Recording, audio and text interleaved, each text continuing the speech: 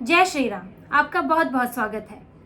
चुनाव के नतीजों के बाद जब एनडीए की सरकार बनी तो कहा जा रहा था कि मोदी अब वो मोदी नहीं है, मोदी में अब वो बात नहीं रहेगी, भाजपा उतनी मजबूत नहीं रहेगी। लेकिन चुनाव के नतीजों के 10 दिन बाद ही टुकड़े टुकड़े गैंग को समझ आ गया कि आया तो मोदी ही है और उन्हें बख्शने वाला नहीं है। टुकड़े टुकड़े गैंग को उनके कुकर्मों की सजा इसी जीवन में मिलेगी और देश तोड़ने की उनकी साजिश कामयाब नहीं होगी। इसलिए भारत विरोधी लेखिका अरुंधति रॉय और शेख शौकत हुसैन पर देशद्रोह का मुकदमा चलाया जाएगा।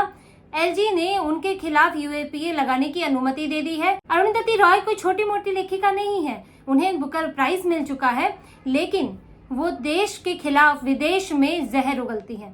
उनके आप बयान सुन लीजिए, उनके आप भाषण सुन लीजिए। हर भाषण में भारत सरकार की, चाहे वो कांग्रेस ही क्यों ना रही हो, ये आज की लेखिका नहीं है। इन्होंने कांग्रेस के समय पर भी देश के खिलाफ खूब जहर उगला है। कांग्रेस के खिलाफ, बीजेपी के खिलाफ, पूरे भारत के खिलाफ इनकी आवाज, इनकी बात वही रहती है जिसमें देश का विरोध हो। ये साफ साफ कहते हैं कि कश्मीर भारत का हिस्सा नहीं है। ये कहते हैं कि सेना ने जो है कश्मीर पर कब्जा कर रखा है, सेना बलात्कारी है। सेना बलात्कार को इस्तेमाल करती है वहां के लोगों को काबू में रखने के लिए, वहां के लोगों पर अत्याचार के लिए। ये सेना पर इल्जाम लगाते हैं, सरकार पर इल्जाम लगाते हैं, ये देश पर इल्जाम लगाते हैं और यहाँ तक कि ये भी कहते हैं कि भारत मुसलमानों के लिए सुरक्षित नहीं है, उनकी लिंचिंग हो जाती है, उन्हें मार दिया जाता है, यानी कि भारत का हिंदू खतरनाक है, वो मुसलमानों को परेशान करता है। पूरी दुनिया में ये लोग यही झूठ फैलाते हैं। ये तो ये भी कहते हैं कि कश्मीर में हिंदुओं के साथ नरसंहार नहीं हुआ, लाखों कश्मीरी हिंदू वहां जो मारे गए, उन्हें अपना घर छोड़ना पड़ा, ये उससे इनकार कर देते हैं। ये भारत के कब्जे वाला कश्मीर कहते हैं और पाकिस्तान के कब्जे वाले कश्मीर को आज़ाद कश्मीर बताते हैं और चाहते हैं कि भारत में भी यही हो। और वो जो भारत से कश्मीर आज़ाद हो, आज़ाद क्या कहें जब कब्जे में ही नहीं है, जो भारत से कश्मीर अलग हो, वो पाकिस्तान उस पर कब्जा कर ले। इनकी पूरी साजिश पाकिस्तान परस्त है और अरुंधति रॉय तो इस चीज़ के लिए जाने जाती हैं। उनके तो खुलेआम ये बयान है, आप खुद सुनिए। उन्होंने कहा है कि भारत कश्मीर का हिस्सा कभी रहा ही नहीं। So I said, look, Kashmir has never been an integral part of India.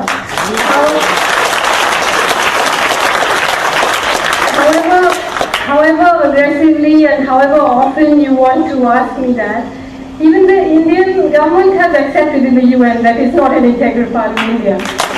अब ये ऐसे ऐसे बयान देते हैं और इसको कहते हैं कि हमें बोलने की आज़ादी हो, फ्रीडम ऑफ एक्सप्रेशन हो। ये किस बात का फ्रीडम ऑफ एक्सप्रेशन है जहां आप देश तोड़ने की बात करते हैं। इसी तरह से शेख शौकत हुसैन के बारे में जानिए। ये कश्मीर सेंट्रल यूनिवर्सिटी में अंतर्राष्ट्रीय कानून के प्रोफेसर रहे हैं।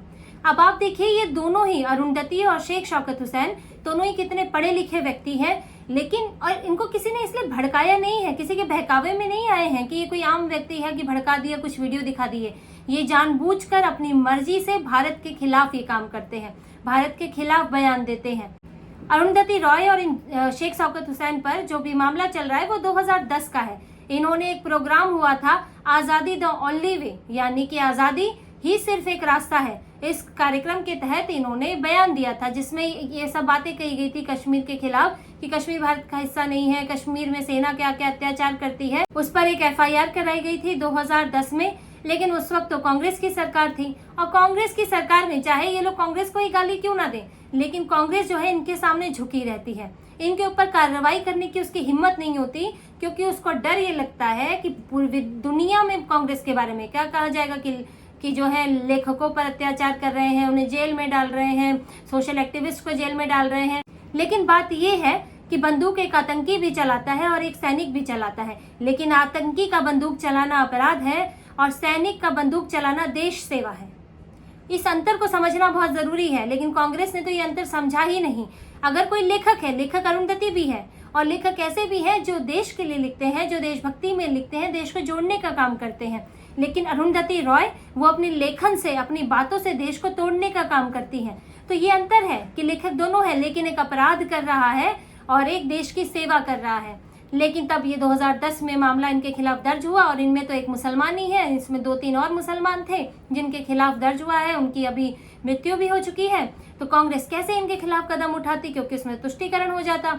तब मामला इतना लंबा खिंच गया, फिर इसे बाद में जो है इसकी जांच में तेजी आई और अब जो है इनके ऊपर यूएपीए लगा है, साथ ही भड़काने वाली कुछ धाराएं और लगी हैं कि हिंसा फैलाने वाली, देश में जो है उन्माद फैलाने वाली इनके बयान है, उसके खिलाफ भी धाराएं लगी हैं और अब ये केस चलेगा। हालांकि अभी ये देखना होगा क्योंकि मामला जो है कोर्ट में जाएगा और अभी तुरंत ये लोग सुप्रीम कोर्ट पहुंच जाएंगे, क्योंकि यूएपीए के खिलाफ तो ये पहले भी पहुंचे थे।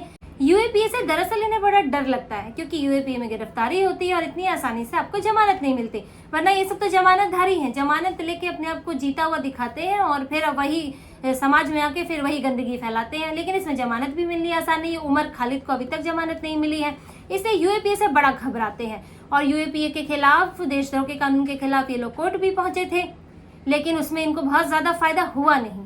तो अब भी यूएपीए लग गया है और डरे तो हुए लेकिन तुरंत सुप्रीम कोर्ट पहुंच जाएंगे। और सुप्रीम कोर्ट का तो आप जानते हैं कि वहां कुछ भी हो सकता है, कोई भी फैसला दिया जा सकता है। तीस्ता सीतलवाड़ के मामले में तो देखा है किस तरह से उन्हें आधी रात को जो है जमानत मिल गई, अदालत बैठ जाती है।